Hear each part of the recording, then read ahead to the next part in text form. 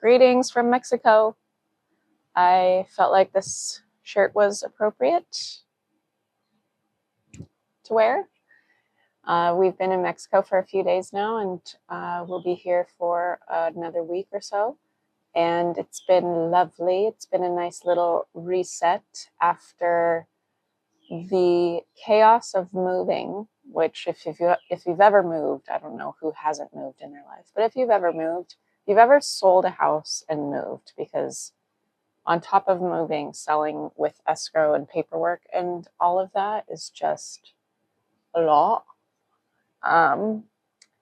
It does a little bit of a jostling to the nervous system. So we've needed to reset, relax, and recalibrate as a family here. We have been lounging a lot. We've been eating a lot of papaya and walking all over the place and just exploring and showing Miles. This is his first time outside of the country. He's only ever been outside of California twice, to Colorado. One of those times was a road trip, so he doesn't remember it, but he saw other states that I don't. We went to Las Vegas and some other places, but he doesn't remember anyway. So this is his first big adventure. He did amazing on the flight. It was a 5-hour flight. He did amazing on it. He's such a chill, adventurous, down for anything type of guy. So it's really been a really nice trip so far, with of course the weaved in between stressful moments of just like navigating travel with a 6-year-old, and also still juggling things for getting our visas. There's still a couple of things that we needed to do to get our visas and paperwork and stuff for that. So while Miles is either in the shower or he's something crumbling overhead in the shower, or he's in bed at night, John and I are tag teaming work stuff, YouTube, posting, Patreon, and answering emails, and also rental contracts and agreements and paperwork that needs to get done for our visas. So it's been everything and nothing all at the same time. It's been a lot of relaxing. It's been a lot of learning the art of rest. I've mentioned before in these videos and on here before that I am a recovering workaholic. I built my business on 80-hour work weeks. I built my business on hustle culture, on literally just grinding my face off. I am also simultaneously recovering from, in my 20s and even up until just a couple of years ago, just like really not treating my body as my temple and working it to the bone, and doing it because I can and because I'm strong, but then realizing that that's adding mileage, that's adding toll to my body as I age. And so I'm going through and recovering not only physically all of that grinding and all of that hustle and all of that, I guess, for lack of a better word, abuse that did to my body, of the constant sitting and hunching and doing and doing and doing and doing, and the stress, especially the stress, but also rewiring my mind, rewiring my brain, to not need to constantly fill time when I'm bored, or trying to fix the problem of boredom, because it's really not a problem.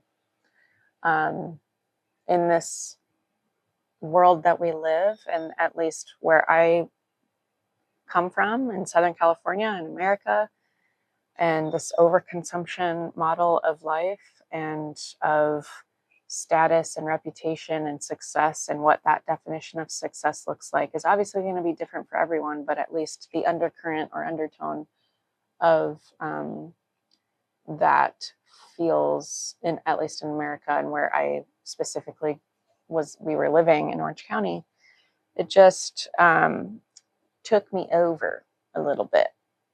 And so as of the last couple of years, I've had to rearrange my thoughts around success, my definitions around success, and then realizing that whenever I'm on vacation or whenever I'm bored, it's like, do I really need to be constantly checking my email? Do I really need to be feeling like I need to respond or need to post even to keep up with the algorithm and all that kind of stuff? And so trying to really get to the root of those things and yank them out so that I can replace and plant new ways of doing things that are more sustainable and help me grow as a human and also help my community and all of that. So anyway, it's been a really fun, adventurous few days here in Mexico, highlighting that I've also been really actively working on the art of rest and understanding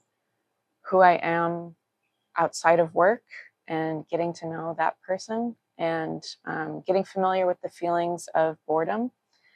Not that I've never been bored before in my life. I love being bored, but at the same time, there's like an extent to my allowing myself to be bored. Always, there's always a cap on it, and then it's like, oh, I should go check my email, or I should go call that friend, or I should be productive somehow.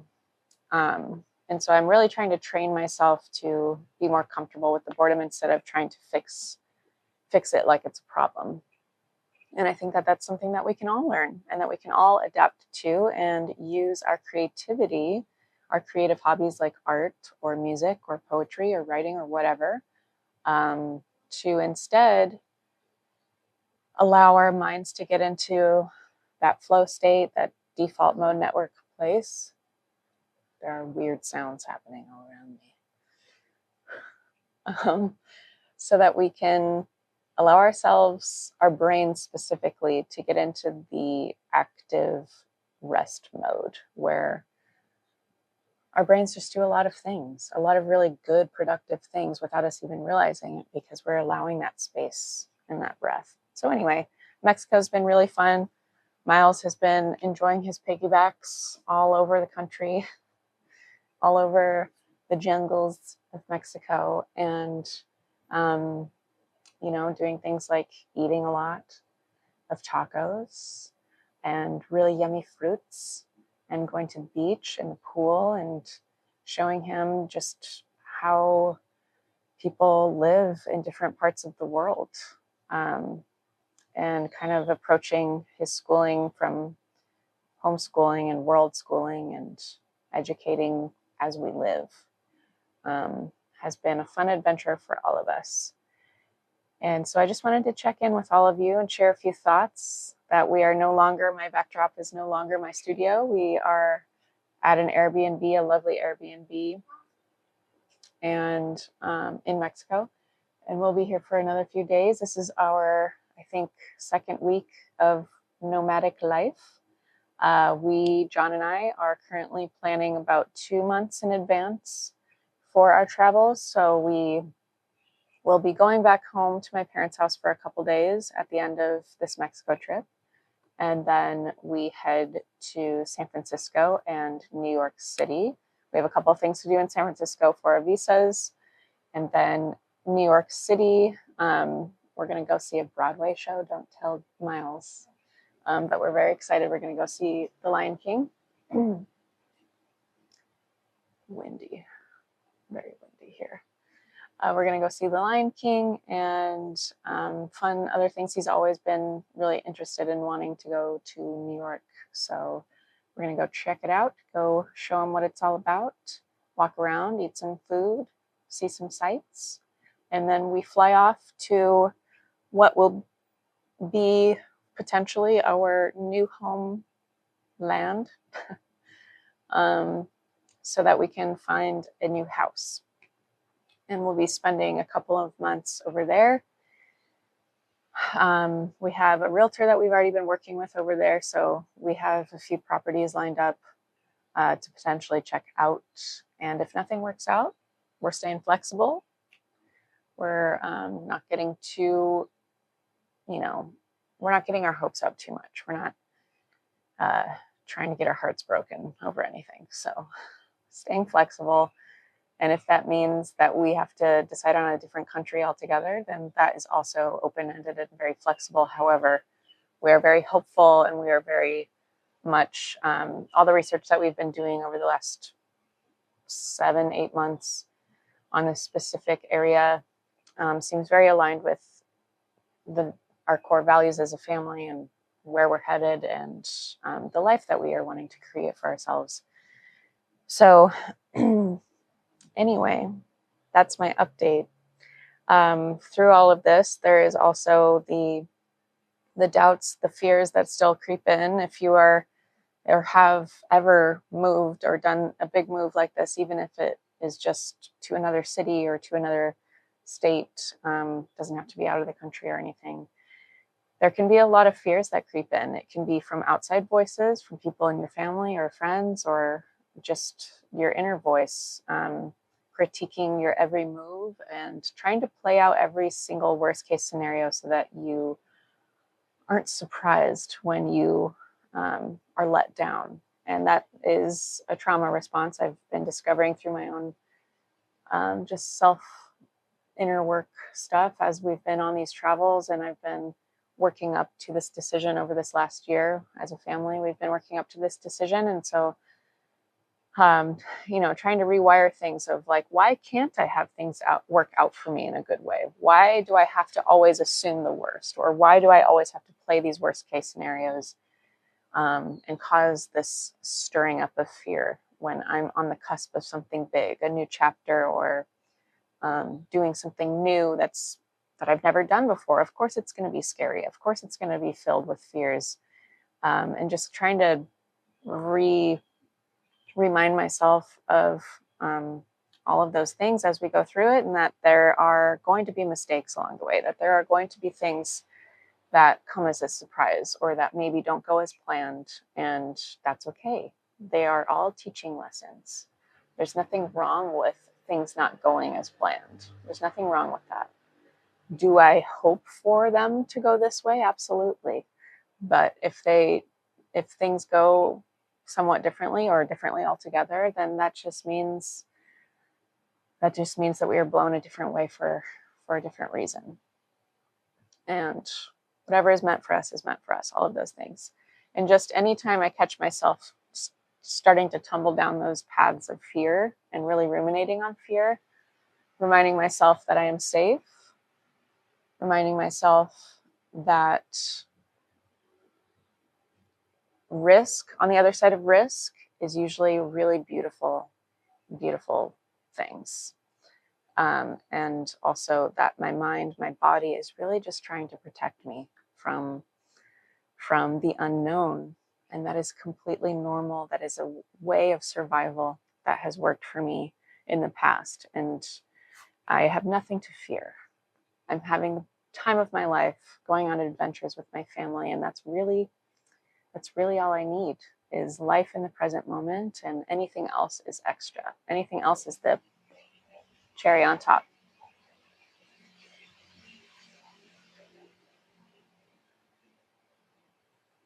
So when I view my life as already enough, with what I have, literally strip it down, obviously all this stuff, this is nice. That we're able to travel, that we're able to do all this is amazing. And I'm incredibly grateful. But when we strip all that away, I have my family, I have my life, I have my health, I have a roof over my head, I have a smartphone, the simple things that we always overlook and take for granted. That's, the necessities. And that is enough. So anything on top of that is really a cherry on top. And journaling about that every day, reminding myself about that every day, doing these videos and talking about it is even more cementing for me. And hopefully it helps other people who watch it, even if it's just one person watching who has a little nugget or takeaway from a video.